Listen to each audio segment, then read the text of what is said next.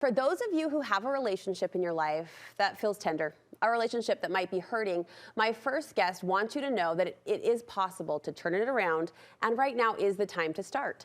Studio 5 relationship contributor Dr. Matt Townsend has created a 6-step process to help you get your relationships into a healthier, happier practice. He's going to walk us through it, but first, Happy New Year. Happy New Year to you. How were those holidays, friend? Excellent. We have a new baby in the family. Too, Millie. Cute Millie. She's the cutest. Amelia is her official name. I love Millie. But we call her Millie Vanilli after the band that blew up in the 80s or 90s. She already has a nickname. Yeah. Of course she does. All right, tell me about this, what you call sort of a 6-course meal that you've created for individuals and couples who want to improve their relationship. So you've heard my acronym STARVED before, right? So that's basic needs that have to be met. We have to feel safe and trusted and appreciated, respected, validated, encouraged, and dedication. When those needs aren't met, we start to spiral, and it creates crazy behaviors that I just saw universally couples fall into. They get selfish, they get reactive. So think about it. When your needs aren't met, you're going to meet your needs. When your needs aren't met, you're going to react to everything. You start to get really polarized. You fight on everything. You become negative interpreting of everything. You start to feel hopeless, like this will never work, and then you pull away and start to abandon. So it wears you down. It doesn't just wear the relationship, but it takes your character down. And it's predictable. You can see it in every couple. And so what I do is I assess you on those 6 things, and then we reverse it with skill sets to reverse each one of those behaviors. And we're just going to run through quickly these 6 skills. These skills will help you get in your relationship in a healthier way. First, commit. You've got to commit. You got to commit and you got to get in. You can't fix something you're not in. And so by the time you're abandoning and ready to move on, you kind of start pulling away. And it doesn't mean you're going to leave. It just means you're maybe shopping alternatives. It just means that you're maybe not in the relationship as much, but you're into your hobbies more. But if you want to make the relationship work, I just suggest we commit to get back in the relationship. So it's avoiding apathy, which is so easy to slip into, that apathetic, like, I don't care, this is what it is, so we're going to be in. We're going to get in and commit to get in. And if you can't commit to get in forever, because the relationship's so struggling, then just commit to get in for the next 6 months or the next year or the next week or whatever you've got. You want us to increase competency to combat those challenges. Yeah, hopelessness is what tends to settle in when nothing's working. And a lot of times these people will come to me and they say, I've tried everything. And then I can give them 50 things they haven't tried. But they've tried everything in their frame of reference, in their visual area that they can work on. So what I want them to do is, if you feel hopeless in the relationship, it might mean you just lack competency. It might mean that we just need more skills. And generally, if you have really high challenge and really low skill, you feel hopeless. But if you have high challenges in your marriage, you just need more skills. And when high skills and high challenge meet, it creates hope. I think it's awesome that you're giving us an action around that, because I think hopelessness often feels like the tipping point. Yeah, it does. It's a really heavy place to be. And one sneeze and you're done. When you're at the bottom of the spiral, when you're in hopelessness. Like, there's 10 other things that have gone wrong before that, and they've gone wrong 100 times. Which is actually really good news, because it's predictable. So if it's predictably wrong, you can make it predictably right by just altering 1 or 2 of those variables. Yes, but get skills, read a book, get a counselor, find someone who's going to lift you up. All right, you want us to see our partner more clearly.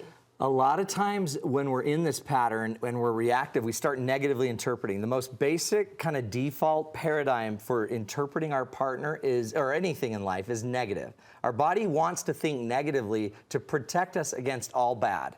So we think negativity creates protection. Which, time out, just recognizing that innately. It's innate. I'm drawn to a negative interpretation. I think that, well, for me, that feels like a challenge. Like, hold on, I don't want to be that. I don't have to be that way. I don't want to be that person. It makes sense. Like, if you walk in a garden and there's a snake and you get bit by the snake, it makes sense that the rest of your life you be looking for snakes. Sure. That's negative.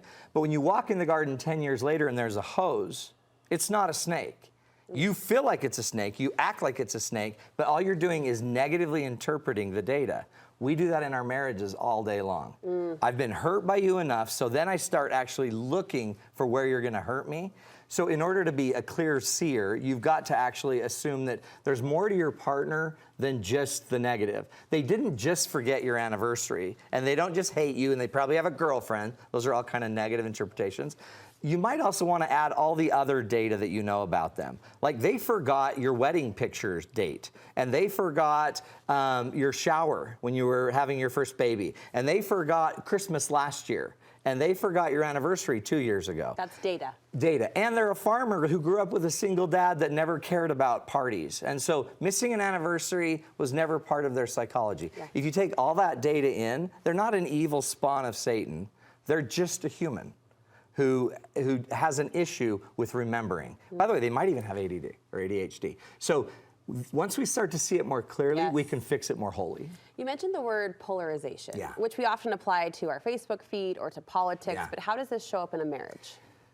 Every conversation can turn into a fight or flight situation. All polarization means is that your fight or flight survival instinctive mechanism is now engaged in your conversation. So now one of you becomes the fighter and is always pushing, and the other's the flighter that's always running. And once that pattern is engaged, because of negativity, because of hopelessness, because we're abandoning, every fight goes south. So what we want to teach you, and in our programs we teach you how to stop chasing and right there step in and get real and have a real conversation on the real issue in the real moment. And once you've done that 5 or 6 times on real things, you'll be amazed how easy it is to keep doing it. You've got a new pattern to pick up on. You want us to avoid reactions in our relationships. It's the number one, I think, killer of relationships or reactivity. It's where you make a decision based on your mood, your situation, or the circumstance. You know what's funny? Truth is truth is truth. Heather Johnson was just here last week talking about don't be a reactive parent. You're saying don't be a reactive partner. It takes discipline. It takes, and that's why we don't naturally just create really awesome relationships. They have to kind of be worked on. You have to choose to be there for them when it's hard. You have to choose to not just go with your natural ways of thinking and being, and instead go with your highest values and principles. So the way we override reactivity is we increase character and choice. We make sure that they're seeing a choice in every thought. When a thought comes in, let it come in, then make a choice if this is a thought we're going to keep. Before I say something, I have a choice in the moment before I say it. So if we slow down our systems, we can make better choices, and we teach how to do that. And to wrap this up, that character is ultimately what we want to put forward. And about 5 to 7 years ago, you started to really push the narrative on character, that this is what should be driving all of our relationships. It's not about them. Ultimately, it's about you. It's about you. And in fact, pretty much all the pain you'll ever suffer in life is going to be a battle of you and your own character.